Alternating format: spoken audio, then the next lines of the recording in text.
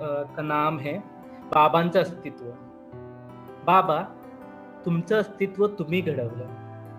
स्वतःचं सुख बाजूला ठेवून आमचं जग फुलवलं. बाबा, तुमचं अस्तित्व तुम्ही घडवलं. स्वतःचं सुख बाजूला ठेवून आमचं जग फुलवलं. मला पण आता माझं अस्तित्व घडवू दे. तुमच्या पावलांवर माझी पावलं पडू दे. माझ्या आयुष्याचे तुम्ही हिरो आहात.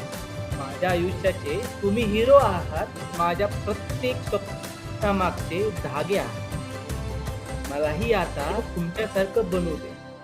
तुमच्या संस्कारांचा वारसा मलाही लाभू दे. म्हणजे आपल्या यशाची बहारी घ्यायला शिकवणारे आपले बाबा असतात ना, पण म्हणजे जे पंख ते आपल्याला देतात, ते स्वतः किती वादळं सोसत असतात हे मात्र आपण कधी विचारत सुद्धा नाही, किंवा कुठला मुलगा किंवा कुठली मुलगी कोणीही विचारत नाही की ते किती सोसतात. तर पुढील ओळी अशा आहेत: पंख कष्टाचे लावून स्वप्नपूर्ती तुम्ही केली.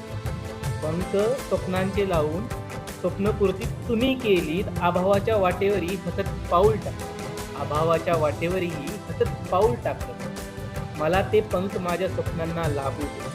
मला ते पंख माझ्या स्वप्नांना लाभू दे. तुमच्या कष्टाचं सोनं मलाही करता येऊ. खरं सांगायचं झालं तर म्हणजे बाबा स्वतःसाठी फार काही घेत नाहीत, किंवा त्यांचं असं असतं की मुलांच्या सुखामध्ये सुख हेच आपलं सुख, जे आपल्या चेहऱ्यावरचं हसतं हेच त्यांचं सुख असतं, है ना. बाबा, तर पुढील ओळी त्यावरच आहेत: बाबा, इच्छा तुमच्या स्वतःच्या मारल्या. बाबा, इच्छा तुमच्या स्वतःच्या मारल्या. काळजीपोटी आमच्या आणि त्या स्वप्नांना कवटाळल्या. म्हणजे त्यांची इच्छा ही स्वप्नच राहिली ना आता. काळजीपोटी आमच्या आणि त्या स्वप्नांना कवटाळल्या. स्वतःच्या आनंदाला तुम्ही दूर सारलं. आमच्या भविष्यासाठी आयुष्यभर झिजणं स्वीकारलं. स्वतःच्या आनंदाला दूर सारलं आणि आमच्या भविष्यासाठी आयुष्यभर झिजणं स्वीकारलं. म्हणजे आपल्यापैकी किती जणांना आठवत असेल की बाबांनी स्वतःसाठी कधी शेवटचं काय घेतलं असेल, कारण त्यांची प्रत्येक इच्छा आपल्या हसण्यात हरवून जायची, आहे ना. तर पुढं असं लिहिलंय मी की तुमच्या इच्छांना आता मला पूर्ण करू दे. तुमच्या इच्छांना आता मला पूर्ण करू दे. तुमच्या अपुऱ्या स्वप्नांना नवं आभाळ देऊ दे. तुमच्यासारखं अस्तित्व मिळवणं अशक्य आहे. तुमच्यासारखं अस्तित्व मिळवणं अशक्य आहे, कारण बाप होणं इतकं सोपं नाही. कारण बाप होणं इतकं सोपं नाहीये. पण थोडाफार मेळ त्याच्याशी मलाही साधू दे.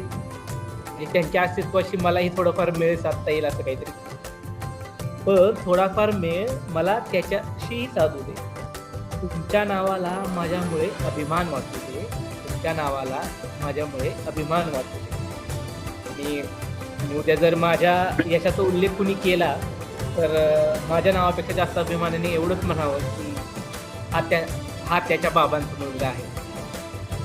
म्हणजे असं बोललं जावं की हा मुलगा उदयकुमार गंगवांचा आहे. बाबांचं नाव लागावं. धन्यवाद. मी दुसरी एक कविता सादर करतो हिंदीमध्ये. उड़ान बाकी है. तो एक कविता है कि कभी कभी जिंदगी हमें इतनी बार गिराती है ना कि लोग मान लेते हैं कि अब ये इंसान उठ नहीं पाएगा, है ना. लेकिन हम सबके भीतर से एक आवाज़ आती है कि अभी नहीं, अभी मेरी कहानी ख़त्म नहीं हुई है. और इसी अधूरी कहानी और उसी जिगर उसी उम्मीद का नाम है उड़ान बाकी. तो शीर्षक है उड़ान बाकी. अभी थका नहीं हूँ, अभी थका नहीं हूँ मैं, अभी उड़ान बाकी है. इस टूटे दिल में भी एक अरमान बाकी है. जो वक्त ने गिराया था वही संभल के उठे. जो वक्त ने गिराया था वही संभल के उठेगा. मेरे हौसलों में अब भी तूफान बाकी है. ये दौर गम मुझे कमज़ोर कर नहीं सकता. ये दौर गम मुझे कमज़ोर कर नहीं सकता. मेरे रगों में अब भी माँ का एहसान बाकी है. अंधेरी रात ने कोशिश बहुत की बुझाने. अंधेरी रात ने कोशिश बहुत की बुझाने की, मगर चरागे उम्मीद इम्कान बाकी है. इम्कान का अर्थ होता है उम्मीद की किरण, है ना. मगर चरागे उम्मीद का इम्कान बाकी है. मगर कभी ऐसा लगता है ना हमें कि ज़िंदगी में कि सब कुछ ख़त्म हो गया, तो याद रखिए ख़त्म सिर्फ रात होती है, उम्मीद नहीं. ठीक है. मैं अपनी हार को तकदीर मान लूँ कैसे. मैं अपनी हार को तकदीर मान लूँ कैसे. मेरे सफ़र में अभी पूरा आसमान बाकी है. मेरे सफर में अभी पूरा आसमान बाकी है। लहू से सींच के मैंने जो ख्वाब बोए थे, लहू से सींच कर मैंने जो ख्वाब बोए थे, उन ख्वाबों में महकने का गुलिस्तान बाकी है। कई लोग मुझको रास्ते में छोड़कर चले गए, मतलब बहुत सारे होते हैं ना हमारे साथ, हम सफर होते हैं, है ना। तो कई लोग मुझे रास्तों में छोड़कर चले गए, मगर मेरे कदमों में अब भी जान बाकी है। जो लोग कहते थे तू कुछ कर नहीं पाएगा, है ना। मतलब कुछ लोग होते हैं कि जो हमारे सपनों से ज्यादा हमारे हार पे भरोसा करते हैं, है ना, कि ये हारेगा, ये कुछ करेगा ही नहीं, ये मतलब इसके जीवन में हार ही लिखी है।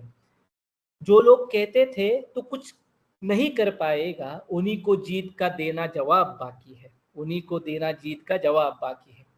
मतलब अगर रास्ते में मुश्किल आती है तो इसका मतलब ये नहीं कि हम मंजिल छोड़ के भाग जाए, है ना। तो मैं आंधियों से डर कर घर में बैठ जाऊं क्यों, मैं आंधियों से डर कर घर में बैठ जाऊं क्यों, मेरे मिजाज में मिट्टी की आन बाकी है, मेरे मिजाज में मिट्टी की आन बाकी है। सफर कठिन है तो क्या, सफर कठिन है तो क्या, मुस्कुरा के चले दिल, सफर कठिन है तो क्या, मुस्कुरा के चले दिल। हर एक मुसाफिर में मंजिल की निशान बाकी है, हर एक मुसाफिर में मंजिल की निशान बाकी है। जरा सी देर लगेगी मगर, जरा सी देर लगेगी मगर सवेरा होगा, जरा सी देर लगेगी मगर सवेरा होगा। सितारों में अब भी सूरज का बयान बाकी है, सितारों में अब भी सूरज का बयान बाकी है। और आखिर में ये कविता सिर्फ मेरे लिए नहीं है, ये उन सभी लोगों के लिए है जो टूटे हैं, थके हैं और लेकिन रुके नहीं है, है ना। मैं अपने दर्द को ताकत बना के चलता, मैं अपने दर्द को ताकत बना के चलता, मेरे रूह में अब भी हिंदुस्तान बाकी है, मेरे रूह में अब भी हिंदुस्तान बाकी है। दोस्तों, तो मेरा यही कहना है कि अगर सांस चल रही है तो सपने भी जिंदा है, जब तक सपने जिंदा है तब तक उड़ान बाकी है। धन्यवाद। वाह अक्षय जी, बहुत ही सुंदर। उम्मीद में तो लेके जैसे कि प्रेरणा ही भरी थी आपने, बहुत बहुत खूबी धन्यवाद। से। और आपकी जो या पिता पर जो रचना थी वो बेहद ही संवेदना भरी थी। बहुत सुंदर तरीके से आपने यहाँ पे अभी मंच में पेश किया है। मैंने वो कविता है ना मैम 2015 में लिखी थी जब मैं इंजीनियरिंग के लास्ट ईयर में था। और मतलब एक वाक्य हुआ था, मैं बहुत मतलब पढ़ाई में ऐसे हुआ था कि मेरे बैकलॉग लगे थे और मैं समझ नहीं पा रहा था क्या करूं।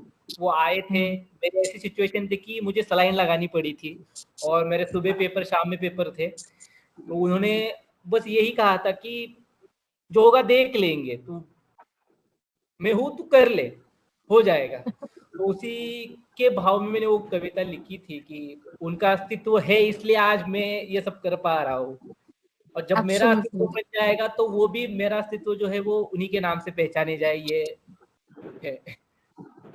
अक्षय जी, बहुत ही तुमचा बढ़िया। एक खूपच सुंदर कविता होता, हाँ स्वप्नपूर्ती करणारे वडिलांचं सुंदर कविता।